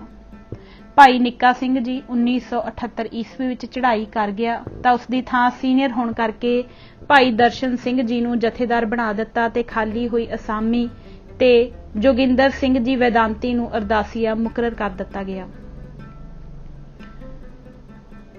ਭਾਈ ਦਰਸ਼ਨ ਸਿੰਘ ਜੀ ਜਦ 1983 ਈਸਵੀ ਵਿੱਚ ਸੇਵਾ ਮੁਕਤ ਹੋਏ ਤਾਂ ਭਾਈ ਜੋਗਿੰਦਰ ਸਿੰਘ ਸੀਨੀਅਰ ਹੋਣ ਕਰਕੇ ਜਥੇਦਾਰ ਬਣ ਗਏ ਤੇ ਖਾਲੀ ਹੋਈ ਜਗ੍ਹਾ ਉੱਪਰ ਭਾਈ ਹਰਪਾਲ ਸਿੰਘ ਨੂੰ ਅਰਦਾਸੀਆ ਨਿਯੁਕਤ ਕਰ ਦਿੱਤਾ ਗਿਆ। ਭਾਈ ਮਦਨਜੀਤ ਸਿੰਘ, ਗਿਆਨੀ ਨਿਰੰਜਨ ਸਿੰਘ ਅਤੇ ਭਾਈ ਰਗਬੀਰ ਸਿੰਘ ਆਪਣੇ ਸਮੇਂ ਅਰਦਾਸੀਏ ਦੀ ਡਿਊਟੀ ਦੇ ਨਾਲ-ਨਾਲ ਰਾਗੀਆਂ ਤੇ ਅਖੰਡ ਪਾਠੀਆਂ ਦੇ ਜਥੇਦਾਰ ਦੀ ਜ਼ਿੰਮੇਵਾਰੀ ਵੀ ਨਿਭਾਉਂਦੇ ਰਹੇ ਹਨ। ਸਿੰਘ ਸਾਹਿਬ ਗਿਆਨੀ ਭੁਪਿੰਦਰ ਸਿੰਘ ਜੀ ਹੋਰਾਂ ਦੇ ਮੁੱਖ ਗ੍ਰੰਥੀ ਕਾਲ ਵਿੱਚ ਭਾਈ ਦਰਸ਼ਨ ਸਿੰਘ ਜੀ ਅਰਦਾਸੀਏ ਦੀ ਡਿਊਟੀ ਤੋਂ ਇਲਾਵਾ ਜਥੇਦਾਰ, ਰਾਗੀਆਂ ਤੇ ਅਖੰਡ ਪਾਠੀਆਂ ਦੀ ਸੇਵਾ ਵੀ ਨਿਭਾਉਂਦੇ ਰਹੇ। ਭਾਈ ਦਰਸ਼ਨ ਸਿੰਘ ਜੀ ਨੇ ਬਾਕੀ ਅਰਦਾਸੀਏ ਸਿੰਘਾਂ ਨਾਲੋਂ ਸਭ ਤੋਂ ਵੱਧ ਸਮਾਂ ਇਹ ਸੇਵਾ ਨਿਭਾਈ। ਇਹਨਾਂ ਤੋਂ ਪਹਿਲਾਂ ਅਰਦਾਸੀਏ ਦੀ ਪਦਵੀ ਉੱਪਰ ਪੁਜਾਰੀ ਸਿੰਘ ਹੀ ਸੇਵਾ ਕਰਦੇ ਰਹੇ। ਭਾਈ ਦਰਸ਼ਨ ਸਿੰਘ ਜੀ ਪਹਿਲੇ ਵਿਅਕਤੀ ਹਨ ਜੋ ਅਰਦਾਸੀਏ ਦੀ ਮਹਾਨ ਪਦਵੀ ਉੱਪਰ ਪੁਜਾਰੀਆਂ ਤੋਂ ਬਾਹਰੋਂ ਇਸ ਪਦਵੀ ਤੇ ਨਿਯਤ ਹੋਏ। ਇਹਨਾਂ ਨੇ ਕੁੱਲ ਸਰਵਿਸ 45 ਸਾਲ ਕੀਤੀ, ਜਿਸ ਵਿੱਚੋਂ 28 ਸਾਲ ਅਰਦਾਸੀਏ ਤੇ 8 ਸਾਲ ਬਤੌਰ ਫਰਾਸ਼ ਸੇਵਾ ਕਰਦੇ ਰਹੇ। ਇਸ ਤੋਂ ਪਹਿਲਾਂ ਸਬੰਧਤ ਗੁਰਦੁਆਰਿਆਂ ਵਿੱਚ ਬਤੌਰ ਗ੍ਰੰਥੀ ਸੇਵਾ ਕਰਦੇ ਰਹੇ। ਇਸ ਸਮੇਂ ਰਿਟਾਇਰ ਹੋ ਕੇ ਕੋਠੀ 29 ਸੰਤ ਚੰਨਣ ਸਿੰਘ ਕਲੋਨੀ ਅੰਮ੍ਰਿਤਸਰ ਵਿੱਚ ਰਹਿ ਰਹੇ ਹਨ। ਇਹਨਾਂ ਦਾ ਬਤੌਰ ਜਥੇਦਾਰ ਸ੍ਰੀ ਹਰਿਮੰਦਰ ਸਾਹਿਬ ਅੰਦਰਲੇ ਸਟਾਫ ਨਾਲ ਚੰਗਾ ਵਰਤਾਓ ਰਿਹਾ। ਪ੍ਰਬੰਧ ਤੇ ਅੰਦਰਲੀ ਮਾਣ ਮਰਿਆਦਾ ਬਾਰੇ ਜਾਣਕਾਰੀ ਤੇ ਤਜਰਬਾ ਤੇ ਦਿਲਚਸਪੀ ਵੀ ਪਹਿਲਿਆਂ ਨਾਲੋਂ ਵਧੇਰੇ ਸੀ। ਭਾਈ ਦਰਸ਼ਨ ਸਿੰਘ ਤੋਂ ਬਾਅਦ ਭਾਈ ਜੋਗਿੰਦਰ ਸਿੰਘ ਜਥੇਦਾਰ ਅਰਦਾਸੀਆ ਤੇ ਗਿਆਨੀ ਜੋਗਿੰਦਰ ਸਿੰਘ ਵੈਦਾਂਤੀ, ਭਾਈ ਗੁਰਦੀਪ ਸਿੰਘ ਤੇ ਭਾਈ ਹਰਪਾਲ ਸਿੰਘ 3 ਅਰਦਾਸੀਏ ਭਾਵ ਸਾਰੇ 4 ਅਰਦਾਸੀਏ ਸਨ। ਭਾਈ ਜੋਗਿੰਦਰ ਸਿੰਘ ਜੀ ਜਥੇਦਾਰ ਮਾਰਚ 1988 ਈਸਵੀ ਵਿੱਚ ਰਿਟਾਇਰ ਹੋ ਗਏ ਤਾਂ ਉਹਨਾਂ ਦੀ ਥਾਂ ਗਿਆਨੀ ਜੋਗਿੰਦਰ ਸਿੰਘ ਜੀ ਵੈਦਾਂਤੀ ਜਥੇਦਾਰ ਸ੍ਰੀ ਹਰਿਮੰਦਰ ਸਾਹਿਬ ਬਣ ਗਏ ਤੇ ਅਰਦਾਸੀਏ ਦੀ ਖਾਲੀ ਹੋਈ ਜਗ੍ਹਾ ਉੱਪਰ ਭਾਈ ਭਾਨ ਸਿੰਘ ਚੌਰਬਰਦਾਰ ਨੂੰ ਤਰੱਕੀ ਦੇ ਕੇ ਅਰਦਾਸੀਆ ਨਿਯੁਕਤ ਕਰ ਦਿੱਤਾ ਗਿਆ। 17 ਮਈ 1999 ਈਸਵੀ ਨੂੰ ਗਿਆਨੀ ਜੋਗਿੰਦਰ ਸਿੰਘ ਜੀ ਵੈਦਾਂਤੀ ਮੁੱਖ ਅਰਦਾਸੀਏ ਸ੍ਰੀ ਹਰਿਮੰਦਰ ਸਾਹਿਬ ਵਿਖੇ ਗ੍ਰੰਥੀ ਦੀ ਮਹਾਨ ਪਦਵੀ ਤੇ ਥਾਪੇ ਗਏ। ਉਹਨਾਂ ਦੇ ਸਿੰਘ ਸਾਹਿਬ ਬਣ ਜਾਣ ਨਾਲ ਖਾਲੀ ਹੋਈ ਜਗ੍ਹਾ ਉੱਪਰ ਭਾਈ ਧਰਮ ਸਿੰਘ ਪੰਜ ਪਿਆਰਾ ਸ੍ਰੀ ਅਕਾਲ ਤਖਤ ਸਾਹਿਬ ਨੂੰ ਅਰਦਾਸੀਆ ਨਿਯੁਕਤ ਕੀਤਾ ਗਿਆ ਅਤੇ ਹੁਣ ਭਾਈ ਗੁਰਦੀਪ ਸਿੰਘ ਮੁੱਖ ਅਰਦਾਸੀਆ ਜਥੇਦਾਰ ਸ੍ਰੀ ਹਰਿਮੰਦਰ ਸਾਹਿਬ ਨਿਯੁਕਤ ਹੋ ਗਿਆ ਹੈ। 1973 ਈਸਵੀ ਤੱਕ ਉੱਪਰਲੀ ਮੰਜ਼ਲ ਵਿੱਚ ਰਹਿ ਕੇ ਹਰ ਕੀ ਪੌੜੀ, ਗੁਬੰਦ, ਉੱਤਰੀ ਬਾਹੀ ਅਤੇ ਦੱਖਣੀ ਬਾਹੀ ਵਿਖੇ 4 ਸ੍ਰੀ ਅਖੰਡ ਪਾਠ ਲਗਾਤਾਰ ਚੱਲਦੇ ਰਹਿੰਦੇ ਸਨ। ਉਹਨਾਂ ਅਖੰਡ ਪਾਠਾਂ ਦੇ ਆਰੰਭ, ਮੱਧ ਅਤੇ ਭੋਗ ਦੀਆਂ ਅਰਦਾਸਾਂ ਪੁਰਾਤਨ ਸਮੇਂ ਤੋਂ ਅਰਦਾਸੀਏ ਸਿੰਘ ਹੀ ਕਰਦੇ ਸਨ। ਇਹਨਾਂ ਨੂੰ ਫੀ ਅਖੰਡ ਪਾਠ 1 ਰੁਪਇਆ ਇਰਜ਼ਾਨਾ ਮਿਲਦਾ ਸੀ, ਜੋ ਬਾਅਦ ਵਿੱਚ ਬੰਦ ਕਰ ਦਿੱਤਾ ਗਿਆ। ਹੁਣ ਇਹ ਉਪਰੋਕਤ ਤਿੰਨੇ ਅਰਦਾਸਾਂ ਅਖੰਡ ਪਾਠੀ ਸਿੰਘ ਹੀ ਕਰਦੇ ਹਨ। ਉਹਨਾਂ ਨੂੰ ਅਰਦਾਸਾਂ ਦਾ ਮੁਆਵਜ਼ਾ ਨਹੀਂ ਦਿੱਤਾ ਜਾਂਦਾ। ਅਖੰਡ ਪਾਠੀਆਂ ਤੇ ਰਾਗੀਆਂ ਦਾ ਕੰਮ ਵੱਧ ਜਾਣ ਕਰਕੇ 1974 ਈਸਵੀ ਤੋਂ ਜਥੇਦਾਰ ਰਾਗੀਆਂ ਅਤੇ ਅਖੰਡ ਪਾਠੀਆਂ ਦੀ ਪੋਸਟ ਵੱਖਰੀ ਕਰ ਦਿੱਤੀ ਗਈ ਹੈ, ਜਿਸ ਕਰਕੇ ਹੁਣ ਰਾਗੀਆਂ ਅਤੇ ਅਖੰਡ ਪਾਠੀਆਂ ਦਾ ਜਥੇਦਾਰ ਅਰਦਾਸੀਆਂ ਤੋਂ ਵੱਖਰਾ ਉਂਝ ਇਹਨਾਂ ਦੇ ਹੀ ਗ੍ਰੇਡ ਦਾ ਹੁੰਦਾ ਹੈ। ਭਾਈ ਰਗਬੀਰ ਸਿੰਘ ਤੋਂ ਬਾਅਦ ਜਿਹੜੇ ਸੱਜਣ ਰਾਗੀਆਂ ਤੇ ਅਖੰਡ ਪਾਠੀਆਂ ਦੇ ਜਥੇਦਾਰ ਰਹੇ ਉਹ ਹਨ ਭਾਈ ਮੁਖਤਿਆਰ ਸਿੰਘ, ਭਾਈ ਬਚਿੱਤਰ ਸਿੰਘ। ਇਹਨਾਂ ਤੋਂ ਬਾਅਦ 2 ਜਥੇਦਾਰ ਰਹੇ ਭਾਈ ਗੁਰਚਰਨ ਸਿੰਘ ਅਤੇ ਭਾਈ ਪ੍ਰੀਤਮ ਸਿੰਘ। ਕੁਝ ਸਮੇਂ ਤੋਂ ਇਹ ਬਦਲ ਗਏ ਹਨ। ਹੁਣ ਇਹਨਾਂ ਦੀ ਥਾਂ ਜਥੇਦਾਰ ਰਾਗੀਆਂ ਭਾਈ ਤਰਲੋਚਨ ਸਿੰਘ ਅਤੇ ਜਥੇਦਾਰ ਅਖੰਡ ਪਾਠੀਆਂ ਪਹਿਲਾਂ ਭਾਈ ਨੱਥਾ ਸਿੰਘ ਤੇ ਹੁਣ ਭਾਈ ਕੁਲਵੰਤ ਸਿੰਘ ਹੈ। ਚੌਰਬਰਦਾਰ ਸ੍ਰੀ ਹਰਿਮੰਦਰ ਸਾਹਿਬ ਦੇ ਅੰਦਰ ਸ੍ਰੀ ਗੁਰੂ ਗ੍ਰੰਥ ਸਾਹਿਬ ਉੱਪਰ ਝੁਲਾਏ ਜਾਣ ਵਾਲੇ ਚੌਰ ਦੀ ਡੰਡੀ ਪਿਓਰ ਸੋਨੇ ਦੀ ਹੁੰਦੀ ਹੈ, ਜਿਸ ਨੂੰ ਲਗਭਗ 40 ਤੋਲੇ ਸੋਨਾ ਲੱਗਾ ਹੁੰਦਾ ਹੈ ਤੇ ਉਸ ਦਾ ਅਗਲਾ ਹਿੱਸਾ ਪਹਾੜੀ ਗਊ ਦੇ ਦੁੰਬ ਦੇ ਭਾਰੇ ਤੇ ਲੰਬੇ ਸਫੇਦ ਰੰਗ ਦੇ ਵਾਲਾਂ ਦਾ ਬਣਿਆ ਹੁੰਦਾ ਹੈ। ਇਹ ਚੌਰ ਗਿਣਤੀ ਵਿੱਚ 2 ਜਾਂ 3 ਹੁੰਦੇ ਹਨ ਜੋ ਵਾਰੀ-ਵਾਰੀ ਵਰਤੇ ਜਾਂਦੇ ਹਨ। ਇਹਨਾਂ ਦੇ ਵਾਲਾਂ ਨੂੰ 8-10 ਦਿਨ ਬਾਅਦ ਸਰਫ ਜਾਂ ਸਾਬਣ ਨਾਲ ਧੋਤਾ ਜਾਂਦਾ ਹੈ ਤੇ ਬਾਅਦ 'ਚ ਵਾਲ ਸਿੱਧੇ ਕਰਨ ਲਈ ਕੰਘਾ ਕੀਤਾ ਜਾਂਦਾ ਹੈ। ਹਰ ਰੋਜ਼ ਸੁਗੰਧੀ ਲਈ ਅਤਰ ਲਗਾਇਆ ਜਾਂਦਾ ਹੈ। ਸ਼੍ਰੀ ਹਰਿਮੰਦਰ ਸਾਹਿਬ ਦੇ ਅੰਦਰ ਪ੍ਰਕਾਸ਼ ਸ਼੍ਰੀ ਗੁਰੂ ਗ੍ਰੰਥ ਸਾਹਿਬ ਉੱਪਰ ਚੌਰ ਸ਼੍ਰੀ ਹਰਿਮੰਦਰ ਸਾਹਿਬ ਦੇ ਗ੍ਰੰਥੀ ਜਾਂ ਮੁੱਖ ਗ੍ਰੰਥੀ ਸਾਹਿਬ ਹੀ ਝੁਲਾਇਆ ਕਰਦੇ ਹਨ ਜਾਂ ਨਿਯਤ ਕੀਤੇ ਚੌਰ ਬਰਦਾਰ ਚੌਰ ਕਰਦੇ ਹਨ। ਇਹਨਾਂ ਤੋਂ ਇਲਾਵਾ ਬਾਹਰਲੇ ਕਿਸੇ ਵਿਸ਼ੇਸ਼ ਵਿਅਕਤੀ ਨੂੰ ਵੀ ਚੌਰ ਕਰਨ ਦਾ ਅਧਿਕਾਰ ਨਹੀਂ ਹੈ। ਲਗਭਗ 1948 ਈਸਵੀ ਵਿੱਚ ਜਦ ਮਹਾਰਾਜਾ ਯਾਦਵਿੰਦਰ ਸਿੰਘ ਪਟਿਆਲਾ ਸ਼੍ਰੀ ਹਰਿਮੰਦਰ ਸਾਹਿਬ ਦੇ ਦਰਸ਼ਨਾਂ ਨੂੰ ਆਇਆ ਤਾਂ ਉਸਨੇ ਪਿਛਲੇ ਪਾਸੇ ਆ ਕੇ ਆਮ ਗੁਰਦੁਆਰਿਆਂ ਵਾਂਗ ਸ਼੍ਰੀ ਗੁਰੂ ਗ੍ਰੰਥ ਸਾਹਿਬ ਉੱਪਰ ਚੌਰ ਕਰਨ ਦੀ ਇੱਛਾ ਪ੍ਰਗਟ ਕੀਤੀ। ਉਸ ਸਮੇਂ ਸਿੰਘ ਸਾਹਿਬ ਗਿਆਨੀ ਚੇਤ ਸਿੰਘ ਜੀ ਗ੍ਰੰਥੀ ਸ਼੍ਰੀ ਹਰਿਮੰਦਰ ਸਾਹਿਬ ਅੰਦਰ ਸੇਵਾ ਉੱਪਰ ਹਾਜ਼ਰ ਸਨ। ਉਹਨਾਂ ਨੇ ਇਹ ਕਹਿ ਕੇ ਚੌਰ ਦੇਣ ਤੋਂ ਇਨਕਾਰ ਕਰ ਦਿੱਤਾ ਕਿ ਇਸ ਚੌਰ ਕਰਨ ਦਾ ਅਧਿਕਾਰ ਸਿਰਫ ਗ੍ਰੰਥੀ ਸਿੰਘ ਸਾਹਿਬਾਨ ਜਾਂ ਚੌਰ ਬਰਦਾਰਾਂ ਨੂੰ ਹੀ ਹੈ, ਹੋਰ ਕਿਸੇ ਨੂੰ ਨਹੀਂ। ਸ਼੍ਰੋਮਣੀ ਗੁਰਦੁਆਰਾ ਪ੍ਰਬੰਧਕ ਕਮੇਟੀ ਦੇ ਪ੍ਰਬੰਧ ਤੋਂ ਪਹਿਲਾਂ ਸ਼੍ਰੀ ਹਰਿਮੰਦਰ ਸਾਹਿਬ ਦੇ ਅੰਦਰ ਸਣੇ ਮੁੱਖ ਗ੍ਰੰਥੀ ਸਾਹਿਬ 3 ਗ੍ਰੰਥੀ ਸਿੰਘ, 5 ਪੁਜਾਰੀ, 2 ਅਰਦਾਸੀਏ ਤੇ 3 ਚੌਰ ਬਰਦਾਰ ਹੁੰਦੇ ਸਨ। ਹਰ ਗ੍ਰੰਥੀ ਸਿੰਘ ਦੇ ਨਾਲ ਇੱਕ ਚੌਰ ਬਰਦਾਰ ਹੁੰਦਾ ਸੀ। ਪੁਰਾਤਨ ਸਮੇਂ ਵਿੱਚ ਗ੍ਰੰਥੀ ਸਿੰਘ ਖੜੇ ਹੋ ਕੇ ਚੌਰ ਕਰਦੇ ਸਨ। ਗ੍ਰੰਥੀ ਸਿੰਘ ਦੇ ਤਾਬਿਆ ਬੈਠ ਕੇ ਪ੍ਰਕਾਸ਼ ਕਰਨ ਅਤੇ ਸੁਖਾਸਨ ਕਰਨ ਸਮੇਂ ਚੌਰ ਬਰਦਾਰ ਖੜਾ ਹੋ ਕੇ ਚੌਰ ਕਰਦਾ ਹੈ। ਸਿੰਘ ਸਾਹਿਬ ਦੀ ਗੈਰ ਮੌਜੂਦਗੀ ਸਮੇਂ ਚੌਰ ਬਰਦਾਰ ਹੀ ਚੌਰ ਦੀ ਸੇਵਾ ਕਰਦਾ ਹੈ। ਇਹ ਚੌਰ ਬਰਦਾਰ ਹਰ ਗ੍ਰੰਥੀ ਸਿੰਘ ਦਾ ਆਪਣਾ ਨਿੱਜੀ ਸੇਵਕ, ਸ਼ਾਗਿਰਦ ਜਾਂ ਰਿਸ਼ਤੇਦਾਰ ਹੁੰਦਾ ਸੀ। ਉਸ ਨੂੰ ਰੱਖਣ ਜਾਂ ਹਟਾਉਣ ਦਾ ਅਧਿਕਾਰ ਵੀ ਗ੍ਰੰਥੀ ਸਿੰਘ ਦਾ ਹੀ ਹੁੰਦਾ ਸੀ। ਜਿਸ ਨਾਲ ਸੇਵਾ ਸਮੇਂ ਉਹ ਸੰਬੰਧਿਤ ਹੁੰਦਾ ਸੀ, ਉਸ ਨੂੰ ਰੋਜ਼ੀਨਾ ਜਾਂ ਤਨਖਾਹ ਸੰਬੰਧਿਤ ਗ੍ਰੰਥੀ ਹੀ ਆਪਣੇ ਹਿੱਸੇ ਚੋਂ ਦਿੰਦਾ ਸੀ। ਗੁਰੂ ਸਾਹਿਬਾਨ ਦੇ ਸਮੇਂ ਤੇ ਉਸ ਤੋਂ ਬਾਅਦ 1970 ਬਿਕਰਮੀ ਤੱਕ ਦੇ ਚੌਰ ਬਰਦਾਰਾਂ ਦੇ ਨਾਵਾਂ ਦਾ ਜ਼ਿਕਰ ਕਿਸੇ ਲਿਖਤ ਵਿੱਚ ਹੁਣ ਤੱਕ ਸਾਨੂੰ ਨਹੀਂ ਮਿਲਿਆ। ਭਾਈ ਪ੍ਰਤਾਪ ਸਿੰਘ ਗ੍ਰੰਥੀ ਦੇ ਸਮੇਂ ਭਾਈ ਧਰਮ ਸਿੰਘ ਤੇ ਭਾਈ ਕਰਮ ਸਿੰਘ ਦੋਨੋਂ ਭਰਾ ਚੌਰ ਬਰਦਾਰ ਸਨ। ਇਹ ਦੋਨੋਂ ਭਾਈ ਪ੍ਰਤਾਪ ਸਿੰਘ ਗ੍ਰੰਥੀ ਹਰਿਮੰਦਰ ਸਾਹਿਬ ਦੇ ਸਕੇ ਭਰਾ ਸਨ। ਇਹ ਜਾਤ ਦੇ ਬ੍ਰਾਹਮਣ ਸਨ। ਇਹਨਾਂ ਤਿੰਨਾਂ ਦਾ ਵੱਡਾ ਭਰਾ ਭਾਈ ਹੀਰਾ ਸਿੰਘ ਸੀ, ਜੋ ਭਾਈ ਪ੍ਰਤਾਪ ਸਿੰਘ ਤੋਂ ਪਹਿਲਾਂ ਸ਼੍ਰੀ ਹਰਿਮੰਦਰ ਸਾਹਿਬ ਵਿਖੇ ਗ੍ਰੰਥੀ ਸੀ, ਜੋ 1952 ਬਿਕਰਮੀ 24 ਭਾਦਰੋਂ ਨੂੰ ਅਕਾਲ ਚਲਾਣਾ ਕਰ ਗਿਆ ਸੀ। ਇਹਨਾਂ ਉਪਰੋਕਤ ਦੋਹਾਂ ਚੌਰ ਬਰਦਾਰਾਂ ਤੋਂ ਬਿਨਾਂ ਪੁਰਾਤਨ ਪੁਸਤਕਾਂ ਅੰਦਰ ਲਿਖਤ ਰੂਪ ਵਿੱਚ ਕਿਸੇ ਚੌਰ ਬਰਦਾਰ ਦੇ ਨਾਮ ਦਾ ਪਤਾ ਨਹੀਂ ਮਿਲਦਾ।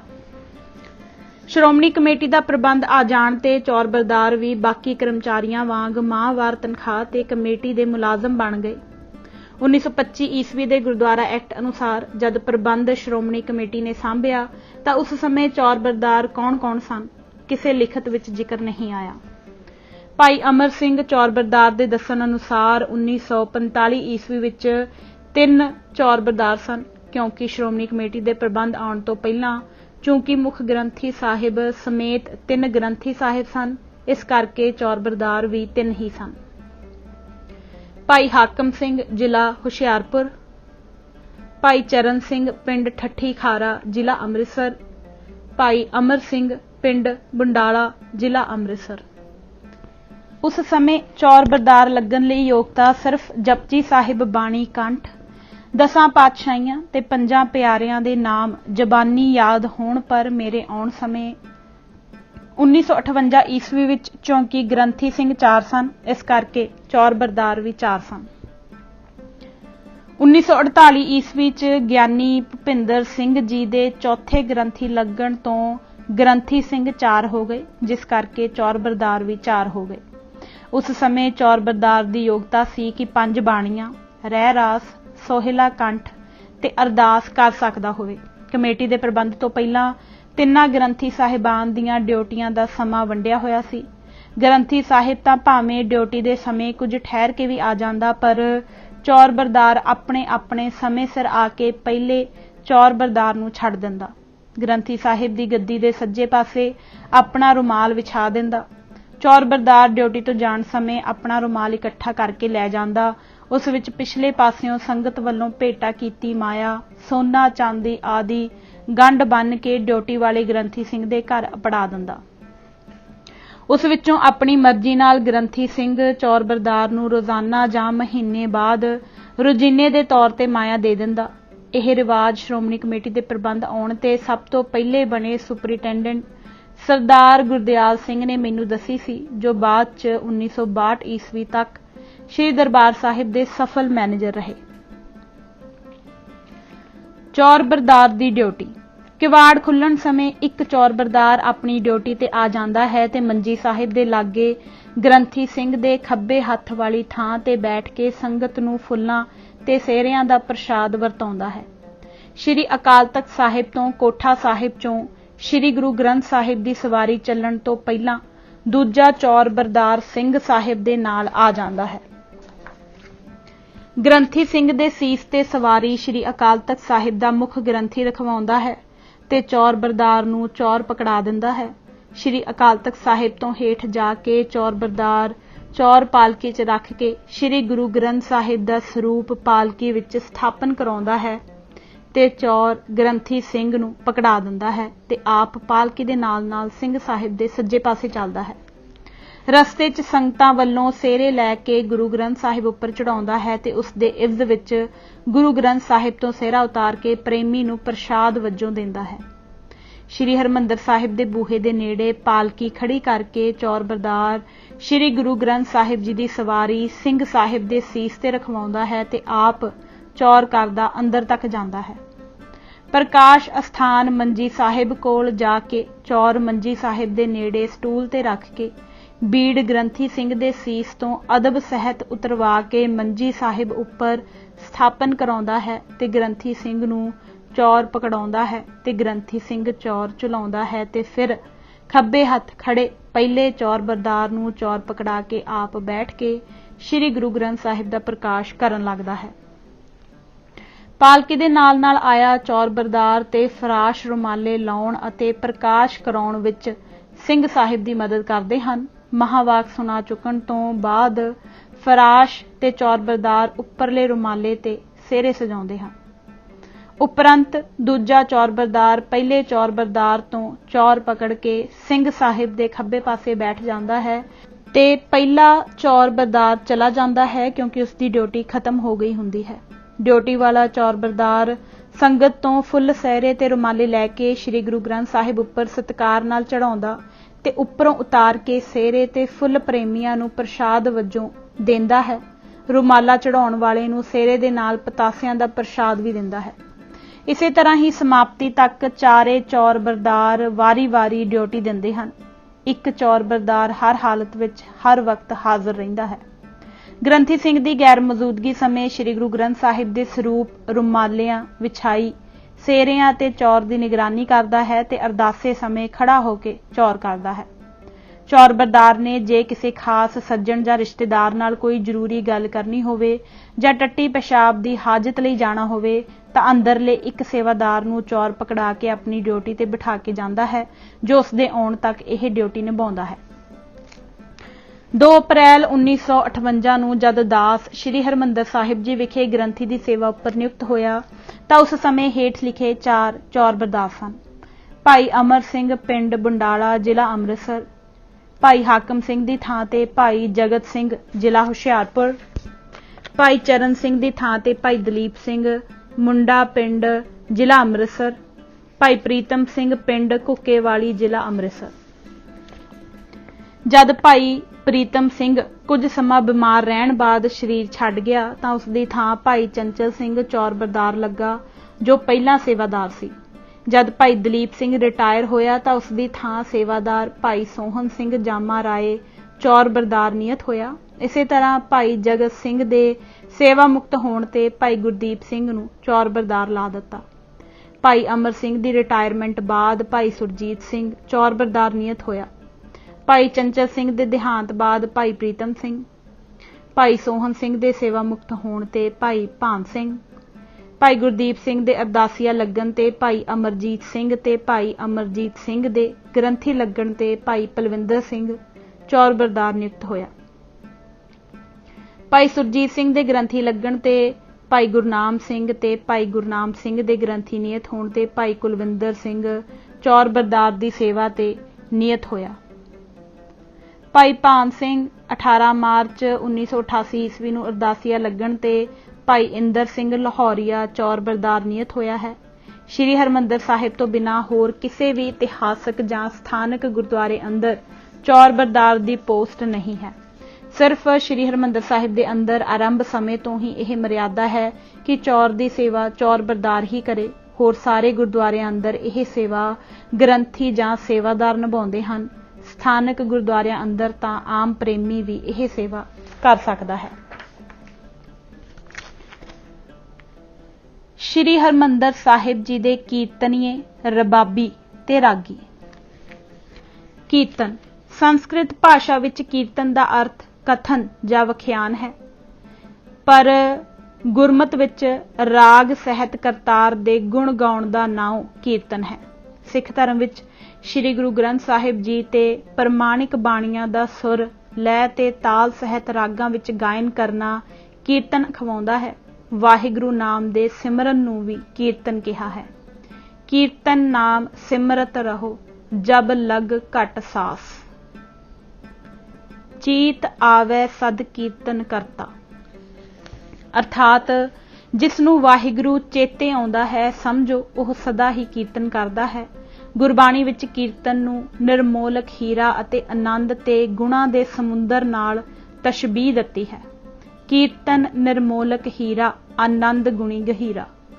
ਵਿਛੜੀਆਂ ਹੋਈਆਂ ਰੂਹਾਂ ਨੂੰ ਮੇਲਣ ਤੇ ਟੁੱਟੀਆਂ ਹੋਈਆਂ ਸੁਰਤਾਂ ਨੂੰ ਜੋੜਨ ਦਾ ਸਭ ਤੋਂ ਉੱਤਮ ਸਾਧਨ ਕੀਰਤਨ ਹੀ ਹੈ। ਜੋਗ ਬਣਿਆ ਤੇਰਾ ਕੀਰਤਨ ਗਾਈ। ਮਨੁੱਖੀ ਸੂਰਤ ਨੂੰ ਸੋਚ ਦੇ ਮੰਡਲਾਂ ਚੋਂ ਕੱਢ ਕੇ ਆਤਮਕ ਮੰਡਲਾਂ ਵਿੱਚ ਲੈ ਜਾਣਾ ਕੀਰਤਨ ਦਾ ਹੀ ਕੰਮ ਹੈ। ਸੰਸਾਰ ਵਿਚਲੇ 84 ਲੱਖ ਜੂਨਾਂ ਦੇ ਚੱਕਰਾਂ ਚੋਂ ਕੱਢ ਕੇ ਜੀਵਨ ਦਾ ਉਧਾਰ ਕਰਤਾ ਕੀਰਤਨ ਹੀ ਹੈ। ਨਾਨਕ ਕਹੈ ਸੁਨ ਰੇ ਮਨਾ, ਕਰ ਕੀਰਤਨ ਹੋਏ ਉਧਾਰ। ਸਦਾ ਕੀਰਤਨ ਸੁਣਨ ਦੇ ਚਾਹਵਾਨ ਜਗਿਆਸੂ ਗੁਰਮੁਖ ਮਿੱਤਰਾਂ ਪਾਸ ਬੇਨਤੀ ਕਰਦੇ ਹਨ, ਸੋ ਅਸਥਾਨ ਬਤਾਵੋ ਮੀਤਾ, ਜਾ ਕੇ ਹਰ ਹਰ ਕੀਰਤਨ ਨੀਤਾ। ਅਰਥਾਤ ਹੇ ਮਿੱਤਰ ਗੁਰਮੁਖ ਜਨੋ, ਮੈਨੂੰ ਉਹ ਅਸਥਾਨ ਦੱਸੋ ਜਿੱਥੇ ਹਰ ਹਰ ਦਾ ਨਿਤ ਭਾਵ ਹਮੇਸ਼ਾ ਕੀਰਤਨ ਹੁੰਦਾ ਹੋਵੇ। ਗੁਰਮੁਖਾਂ ਵੱਲੋਂ ਉੱਤਰ ਹੈ ਕਿ ਸਾਧ ਸੰਗ ਹਰ ਕੀਰਤਨ ਗਾਈਐ, ਇਹ ਅਸਥਾਨ ਗੁਰ ਤੇ ਪਾਈਐ। ਅਰਥਾਤ ਉਹ ਅਸਥਾਨ ਗੁਰੂ ਕੀ ਸਾਧ ਸੰਗਤ ਹੈ ਜਿੱਥੇ ਕੀਰਤਨ ਗਾਈਦਾ ਹੈ, ਪਰ ਇਹ ਅਸਥਾਨ ਗੁਰੂ ਤੋਂ ਪਾਈਦਾ ਹੈ। ਕੀਰਤਨ ਅਸਥਾਨ ਨੂੰ ਗੁਰੂ ਜੀ ਬੈਕੁੰਠ ਦਾ ਦਰਜਾ ਦਿੰਦੇ ਹਨ। ਤਾਹਾਂ ਬੈਕੁੰਠ ਜਹ ਕੀਰਤਨ ਤੇਰਾ, ਤੂੰ ਆਪੇ ਸਰਦਾ ਲਾਈਐ। ਕਲਯੁਗ ਦੇ ਭਿਆਨਕ ਸਮੇਂ ਵਿੱਚ ਕੀਰਤਨ ਨੂੰ ਸਾਰੇ ਸਾਧਨਾਂ ਚੋਂ ਪ੍ਰਧਾਨ ਮੰਨਿਆ ਹੈ। ਕਲਯੁਗ ਮੈਂ ਕੀਰਤਨ ਪ੍ਰਧਾਨਾ, ਗੁਰਮੁਖ ਜਪੀਐ ਲਾਏ ਧਿਆਨਾ, ਆਪ ਤਰੈ ਸਗਲੇ ਕੁਲ ਤਾਰੇ, ਹਰ ਦਰਗਹਿ ਪਤ ਸਿਉ ਜਾਈਦਾ। ਵਾਹਿਗੁਰੂ ਮਿਲਾਪ ਦੇ ਸਾਰੇ ਕਰਮਾਂ ਵਿੱਚੋਂ ਸ਼੍ਰੋਮਣੀ ਕਰਮ ਸਾਧ ਸੰਗਤ ਦੁਆਰਾ ਹਰੀ ਦਾ ਕੀਰਤਨ ਕਰਨਾ ਹੀ ਹੈ। ਹਰ ਕੀਰਤ ਸਾਧ ਸੰਗਤ ਹੈ, ਸਿਰ ਕਰਮਨ ਕੈ ਕਰਮਾ।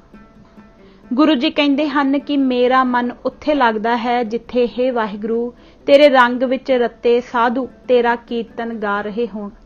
ਜਹ ਕੀਰਤਨ ਤੇਰਾ ਸਾਧੂ ਗਾਵੈ, ਤਹ ਮੇਰਾ ਮਨ ਲਾਗੈ। ਕੀਰਤਨ ਦਾ ਫਲ। ਕੀਰਤਨ ਦਾ ਫਲ ਵਰਣਨ ਕਰਦਿਆਂ ਗੁਰੂ ਸਾਹਿਬ ਫਰਮਾਉਂਦੇ ਹਨ ਕਿ ਕੀਰਤਨ ਕਰਨ ਵਾਲੇ ਨੂੰ ਜਮਦੂਤ ਵੀ ਪੋ ਨਹੀਂ ਸਕਦੇ। ਜੋ ਜਨ ਕਰੈ ਕੀਰਤਨ ਗੋਪਾਲ, ਤਿਸ ਕੋ ਪੋ ਨਾ ਸਕੈ ਜਮਕਾਲ। ਹਰੀ ਦੇ ਕੀਰਤਨ ਵਿੱਚ ਪ੍ਰਵੇਸ਼ ਕਰਦਿਆਂ ਹੀ ਮੌਤ ਖਤਮ ਹੋ ਜਾਂਦੀ ਹੈ ਤੇ ਜਮਦੂਤਾਂ ਪਾਸੋਂ ਛੁਟਕਾਰਾ ਮਿਲ ਜਾਂਦਾ ਹੈ। ਮੀਚ ਹੁਟੈ ਜਮ ਤੇ ਛੁਟੈ, ਹਰ ਕੀਰਤਨ ਪ੍ਰਵੇਸ਼। ਲਗਾਤਾਰ ਕੀਰਤਨ ਕਰਨ ਵਾਲੇ ਨੂੰ ਮੁੜ ਕੇ ਜੂਨਾਂ ਵਿੱਚ ਨਹੀਂ ਪਾਇਆ ਜਾਂਦਾ। ਹਰ ਦਿਨ ਰੈਨ ਕੀਰਤਨ ਗਾਈਐ, ਬਹੁੜ ਨਾ ਜੋਨੀ ਪਾਈਐ। ਕੀਰਤਨ ਕਰਨ ਤੇ ਸੁਣਨ ਵਾਲੇ ਦੀ ਖੋਟੀ ਮਤ ਨਾਸ ਹੋ ਜਾਂਦੀ ਹੈ, ਸਾਰੇ ਮਨੋਰਥ ਪਾ ਲੈਂਦਾ ਹੈ ਤੇ ਆਸਾ ਪੂਰੀ ਹੋ ਜਾਂਦੀ ਹੈ।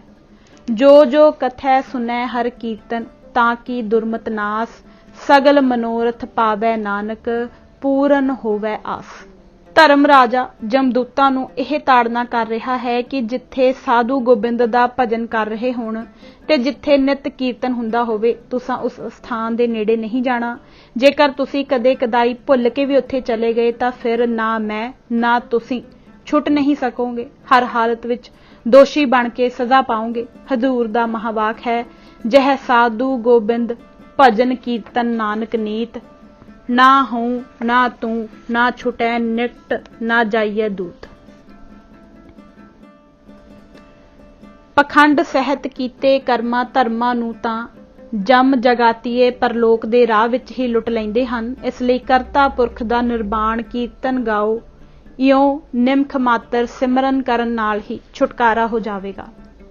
कर्म धर्म पाखंड जो दीसै, तिन जम जागाती लूटै, निर्वाण कीर्तन गावो करते का, निमख सिमरत जित छूटै। श्री गुरु ग्रंथ साहिब जी संगीत विच उचरी हुई ਅੰਮ੍ਰਿਤ ਬਾਣੀ ਦਾ ਭੰਡਾਰ ਹਨ। ਕੀਰਤਨ ਗੁਰਸਿੱਖਾਂ ਦਾ ਜੀਵਨ ਆਧਾਰ ਹੈ। ਕੀਰਤਨ ਹੀ ਬੇਗਮਪੁਰੇ ਸ਼ਹਿਰ ਵਿੱਚ ਅਪੜਾਨ ਦਾ ਜਾਮਨ ਹੈ। ਗੁਰਸਿੱਖ ਸਾਧਕ ਕੀਰਤਨ ਰਾਹੀਂ ਹੀ ਅਖੰਡ ਸਮਾਧੀ ਵਿੱਚ ਲਿਵਲੀਨ ਹੁੰਦੇ ਹਨ ਅਤੇ ਹਮੇਸ਼ਾ ਵਿਸਮਾਦ ਰੰਗ ਵਿੱਚ ਰੰਗੇ ਰਹਿੰਦੇ ਹਨ। ਕੀਰਤਨੀਏ ਨੂੰ ਸ੍ਰੀ ਗੁਰੂ ਗ੍ਰੰਥ ਸਾਹਿਬ ਜੀ ਦੀ ਇਹ ਹਦਾਇਤ ਸਦਾ ਯਾਦ ਰੱਖਣੀ ਚਾਹੀਦੀ ਹੈ। ਭਲੋ ਭਲੋ ਰੇ ਕੀਰਤਨੀਆਂ, ਰਾਮ रमा रामा गुण गाओ, छोड़ माया के धंध सुआओ। अर्थात हे कीर्तनिया, तू चंगे तो चंगा कीर्तनिया तां ही अखवा सकदा है जे तू सर्ब व्यापक राम दे गुणा दा गायन करे ते होर माया दे धंधे ते प्रयोजन छड़ देवें। कीर्तन दी प्रथा। गुरबाणी दे कीर्तन दी प्रथा श्री गुरु नानक देव जी महाराज ने आरंभ की। गुरु जी खुद भी कीर्तन गाउंदे सन। सब तो पहला रबाबी भाई मरदाने नूं चुनिया। भाई मरदाना अपनी जिंदगी के अंतले पलों तक श्री गुरु नानक देव जी की हजूरी विच रबाब राही कीर्तन करके सतगुरां ते संगत नूं निहाल करदा रहा। चौं उदासियां दे समय भी हमेशा सतगुरां दे नाल रहा। सलोक मरदाना पहला, नाम नाल 2 सलोक बिहागड़े दी वार विच श्री गुरु ग्रंथ साहिब दे पन्ना 553 उपर अंकित हैं। ਇਹ ਦੋਨੋਂ ਸਲੋਕ श्री गुरु नानक साहिब जी ने मरदाने परथाए उचारे हैं। उसके शरीर त्यागन तो बाद श्री गुरु अंगद देव जी के हजूर मरदाने के शागिर्द भाई बादू ते भाई साधू अमृत वेले श्री आसा जी की वार का कीर्तन सुना के सतगुरां ते संगतां नूं प्रसन्न करते रहे। भाई साधू ते भाई बादू दोवें रबाबी तीजे पातशाह श्री गुरु अमरदास जी के समय भी कीर्तन राही गुरु साहिब अते संगतां नूं निहाल करते रहे। फिर चौथे पातशाह श्री गुरु रामदास जी अते पंचम पातशाह श्री गुरु अर्जन देव जी के समय भाई साधू ते भाई बादू दे पुत्र सत्ता ते बलवंड कीर्तन की सेवा करते रहे। भाई कान सिंह नाभा रचित महान कोश विच लिखिया है कि श्री गुरु अंगद देव, श्री गुरु अमरदास अते श्री गुरु अर्जन देव जी के दरबार विच बलवंड ते सत्ता मिल के कीर्तन करते सन। भाई संतोख सिंह जी ने सत्ता ते बलवंड दोनों भाई लिखे हैं। भाव बलवंड वड्डा ते सत्ता छोटा भरा सी। जिवें हुतो डूम बलवंड महाना, सत्ता तिसको अनुज सुजाना। पर बाबा कृपाल सिंह भल्ला किरत महिमा प्रकाश जो सम्मत 1857 बिक्रमी विच लिखिया गया है, सत्ते नूं बलवंड दा पुत्तर लिखदा है। जिवें कि बलवंड पुत्तर सत्ता तह आए, आन हजूर रबाब वजाए। श्री हरमंदर साहिब दे अंदर गुरु अर्जन देव जी खुद भी सरंदे नाल कीर्तन किता करदे सन। पर सब तो पहला कीर्तन करन वाले 2 रबाबी सत्ता ते बलवंड सन, जो काफ़ी समा श्री गुरु अर्जन देव जी महाराज दे हजूर कीर्तन करते रहे। उन्हां दे हंकारी हो जाण ते श्री गुरु अर्जन देव जी महाराज ने गुरसिखां नूं कीर्तन की बख्शिश की।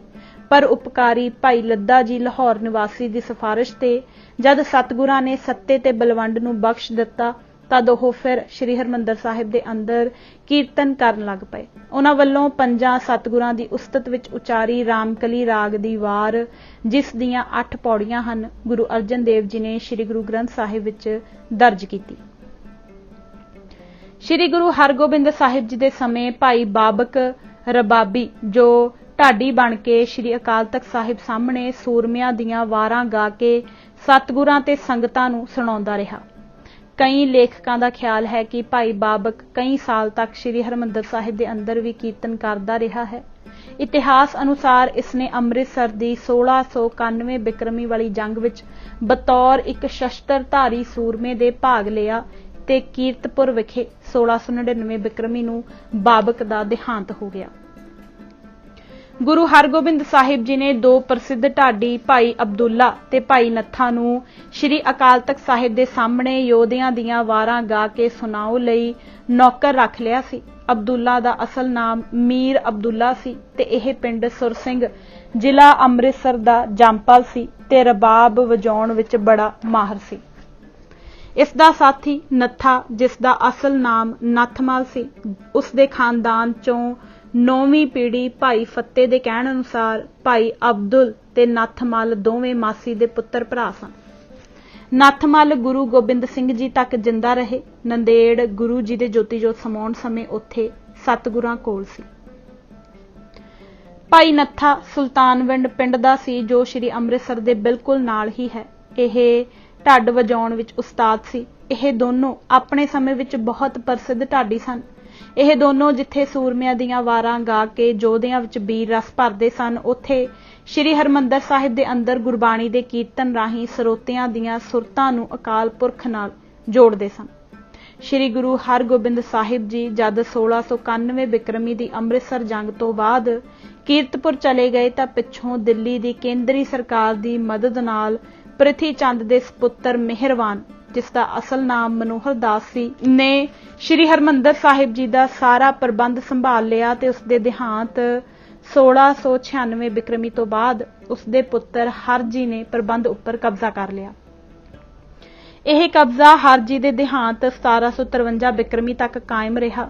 ਇਹਨਾਂ ਦੋਹਾਂ ਮਿਹਰਵਾਨ ਅਤੇ ਹਰਜੀ ਦੇ ਪ੍ਰਬੰਧ ਸਮੇਂ ਕੌਣ ਰਾਗੀ ਜਾਂ ਰਬਾਬੀ ਅੰਦਰ ਕੀਰਤਨ ਕਰਦੇ ਰਹੇ, ਕਿਸੇ ਲਿਖਤ ਵਿੱਚ ਜ਼ਿਕਰ ਹੁਣ ਤੱਕ ਸਾਨੂੰ ਨਹੀਂ ਮਿਲਿਆ। ਕੁਝ ਲੇਖਕਾਂ ਨੇ ਲਿਖਿਆ ਹੈ ਕਿ ਮਿਹਰਵਾਨ ਅਤੇ ਹਰਜੀ ਵੀ ਖੁਦ ਸੁੰਦਰ ਕੀਰਤਨ ਕਰਦੇ ਸਨ। ਸ੍ਰੀ ਅੰਮ੍ਰਿਤਸਰ ਦੀ ਸੰਗਤ ਦੀ ਬੇਨਤੀ ਮੰਨ 1756 ਬਿਕਰਮੀ ਦੀ ਵਿਸਾਖੀ ਤੋਂ ਬਾਅਦ ਸ੍ਰੀ ਗੁਰੂ ਗੋਬਿੰਦ ਸਿੰਘ ਜੀ ਮਹਾਰਾਜ ਦੇ ਹੁਕਮ ਅਨੁਸਾਰ ਭਾਈ ਮਨੀ ਸਿੰਘ ਜੀ ਨੇ ਆ ਕੇ ਸਾਰਾ ਪ੍ਰਬੰਧ ਗੁਰਮਤ ਆਸ਼ੇ ਅਨੁਸਾਰ ਆਰੰਭ ਕੀਤਾ ਤੇ ਲਗਾਤਾਰ ਕੀਰਤਨ ਹੋਣ ਲੱਗਾ। ਪਰ ਇਸ ਸਮੇਂ ਦੇ ਰਾਗੀਆਂ ਰਬਾਬੀਆਂ ਬਾਰੇ ਜ਼ਿਕਰ ਵੀ ਕਿਤੇ ਨਹੀਂ ਮਿਲਦਾ।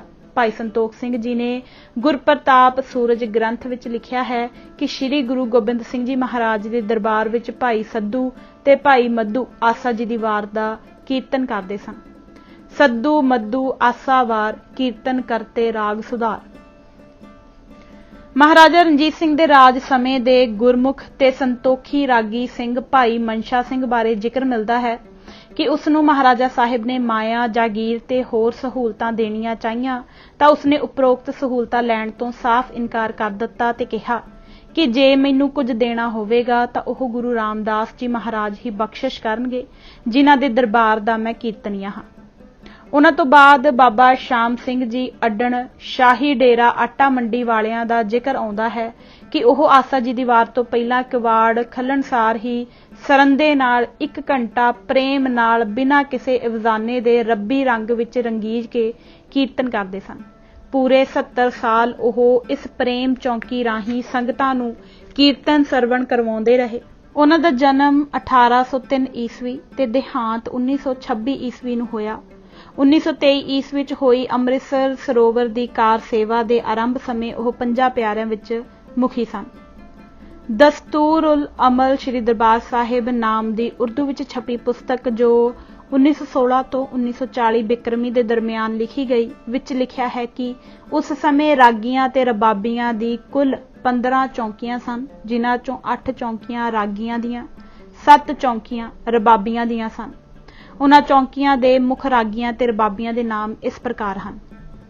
ਪਹਿਲੀ 8 ਚੌਂਕੀਆਂ ਰਾਗੀਆਂ ਦੀਆਂ ਭਾਈ ਮਾਨ ਸਿੰਘ ਅਤੇ ਦੇਵਾ ਸਿੰਘ, ਭਾਈ ਮਿਸ਼ਰਾ ਸਿੰਘ, ਭਾਈ ਲਹਿਣਾ ਸਿੰਘ, ਭਾਈ ਰਤਨ ਸਿੰਘ ਸੂਰਮਾ ਵਗੈਰਾ, ਭਾਈ ਗੰਡਾ ਸਿੰਘ ਆਦਿ, ਭਾਈ ਆਗਿਆ ਸਿੰਘ ਆਦਿ, ਭਾਈ ਬਿਸ਼ਨ ਸਿੰਘ, ਭਾਈ ਬੋਧ ਸਿੰਘ। ਦੂਜੀਆਂ 7 ਚੌਂਕੀਆਂ ਰਬਾਬੀਆਂ ਦੀਆਂ ਭਾਈ ਬੋਨਾ ਆਦਿ ਸਮੇਤ, ਭਾਈ ਕਾਨਾ ਆਦਿ ਸਮੇਤ, ਭਾਈ ਲਾਲ ਭਾਈ ਸਰਦਾਰੀ ਆਦਿ, ਭਾਈ ਅਤਰਾ ਆਦਿ, ਭਾਈ ਦੱਤੂ ਆਦਿ, ਭਾਈ ਅਮੀਰਾ ਆਦਿ, ਭਾਈ ਹੀਰਾ ਸ਼ਿਕਾਰਪੁਰੀਆ। ਤਵਾਰੀਖ ਦਰਬਾਰ ਸਾਹਿਬ ਯਾਨੀ ਹਰਮੰਦਰ ਸਾਹਿਬ ਵਾਕਿਆ ਅੰਮ੍ਰਿਤਸਰ, ਜਿਸ ਦਾ ਲਿਖਣ ਸੰਮਤ 1926 ਬਿਕਰਮੀ ਹੈ, ਵਿੱਚ ਪਰਿਕਰਮਾ ਦੇ ਬਾਹਰਲੇ ਬੁੰਗਿਆਂ ਦੀ ਜਾਣਕਾਰੀ ਦਿੰਦਿਆਂ 5 ਰਾਗੀ ਸਿੰਘਾਂ ਦਾ ਜ਼ਿਕਰ ਆਇਆ ਹੈ। ਭਾਈ ਤੰਨਾ ਸਿੰਘ ਰਾਗੀ ਬੁੰਗਾ ਨੰਬਰ 4, ਭਾਈ ਕਾਨ ਸਿੰਘ ਰਾਗੀ ਬੁੰਗਾ ਨੰਬਰ 23, ਭਾਈ ਅਮਰ ਸਿੰਘ ਗਿਆਨੀ ਬੁੰਗਾ ਨੰਬਰ 30, ਭਾਈ ਚਰਤ ਸਿੰਘ ਰਾਗੀ ਤੇ ਉਸ ਦਾ ਭਰਾ ਭਾਈ ਦੇਵਾ ਸਿੰਘ ਰਾਗੀ, ਬੁੰਗਾ ਨੰਬਰ 61। 1972 ਬਿਕਰਮੀ ਦੀ ਲਿਖੀ ਪੁਸਤਕ ਤਵਾਰੀਖ ਸ਼੍ਰੀ ਅੰਮ੍ਰਿਤਸਰ ਵਿੱਚ ਗਿਆਨੀ ਗਿਆਨ ਸਿੰਘ ਜੀ ਲਿਖਦੇ ਹਨ ਕਿ ਰਾਗੀਆਂ ਵਿੱਚ ਪਹਿਲੇ ਪਹਿਲ ਭਾਈ ਮੱਸਾ ਸਿੰਘ ਰਾਗੀ ਬਹੁਤ ਚਿਰ ਤੱਕ ਆਸਾ ਦੀ ਵਾਰ ਦੀ ਚੌਂਕੀ ਕਰਦਾ ਰਿਹਾ। ਉਸਦੇ ਘਰ ਸੰਤਾਨ ਨਾ ਹੋਣ ਕਰਕੇ ਆਪਣੇ ਦੋਤਰੇ ਭਾਈ ਮਾਨ ਸਿੰਘ ਨੂੰ ਮੁਤਬੰਨਾ ਬਣਾ ਕੇ ਆਪਣੀ ਥਾਂ ਕਾਇਮ ਕੀਤਾ, ਜਿਸ ਨੂੰ ਸਾਰੇ ਸਿੱਖਾਂ ਵੱਲੋਂ ਸਿਰੋਪਾ ਮਿਲਣ ਤੇ ਮਹਾਰਾਜਾ ਰਣਜੀਤ ਸਿੰਘ ਨੇ ਵੀ ਸਿਰੋਪਾ ਤੇ ਕੁਝ ਜਾਗੀਰ ਬਖਸ਼ ਦਿੱਤੀ। ਉਸਦੇ ਸ਼ਾਗਿਰਦ ਤੇ ਉਸਦੀ ਸੰਤਾਨ ਭਾਈ ਜੀਤ ਸਿੰਘ ਆਦਿ ਹੁਣ ਤੱਕ ਸ੍ਰੀ ਦਰਬਾਰ ਸਾਹਿਬ ਵਿੱਚ ਆਸਾ ਦੀ ਵਾਰ ਦੀ ਚੌਂਕੀ ਕਰਦੇ ਹਨ। ਸਾਰੇ ਰਾਗੀਆਂ ਤੇ ਰਬਾਬੀਆਂ ਨੂੰ 283 ਰੁਪਏ ਮਾਹਵਾਰ ਸ੍ਰੀ ਦਰਬਾਰ ਸਾਹਿਬ ਦੇ ਖਜ਼ਾਨੇ ਵਿੱਚੋਂ ਮਿਲਦੇ ਸਨ। ਸੰਗਤਾਂ ਵੱਲੋਂ ਦਿੱਤੀ ਸ਼ਬਦ ਭੇਟ ਇਸ ਤੋਂ ਵੱਖਰੀ ਹੈ, ਉਸ ਦੇ ਕੀਰਤਨੀਏ ਹੱਕਦਾਰ ਸਨ। ਸਾਰੇ ਰਾਗੀ ਅਤੇ ਰਬਾਬੀ ਜਿਨ੍ਹਾਂ ਸਾਜ਼ਾਂ ਦੁਆਰਾ ਕੀਰਤਨ ਕਰਦੇ ਸਨ ਇਹ ਸਨ ਸਰੰਦਾ, ਤਾਊਸ, ਸਤਾਰ, ਤੰਬੂਰਾ, ਦਿਲਰੂਬਾ, ਰਬਾਬ, ਦੋਤਾਰਾ, ਹਾਰਮੋਨੀਅਮ ਅਤੇ ਤਬਲਾ ਜੋੜੀ। ਸ਼੍ਰੀ ਹਰਿਮੰਦਰ ਸਾਹਿਬ ਦੇ ਅੰਦਰ ਇਹਨਾਂ ਸਾਜ਼ਾਂ ਦੀ ਮਨਾਹੀ ਹੈ ਮੁਰਲੀ, ਨਗੋਜੇ, ਇਕਤਾਰਾ, ਸਾਰੰਗੀ। ਇਸ ਦੇ ਨਾਲ ਹੀ ਇਜਾਜ਼ਤ ਦਿਓ, ਅੱਜ ਅਸੀਂ ਇਹ ਕਿਤਾਬ ਪੰਨਾ ਨੰਬਰ 227 ਤੱਕ ਹੀ ਪੜ੍ਹਾਂਗੇ ਅਤੇ ਹੋਈਆਂ ਭੁੱਲਾਂ ਚੁੱਕਾਂ ਲਈ ਮੈਂ ਹੱਥ ਜੋੜ ਕੇ ਮੁਆਫੀ ਮੰਗਦੀ ਹਾਂ। ਵਾਹਿਗੁਰੂ ਜੀ ਕਾ ਖਾਲਸਾ, ਵਾਹਿਗੁਰੂ ਜੀ ਕੀ ਫਤਿਹ।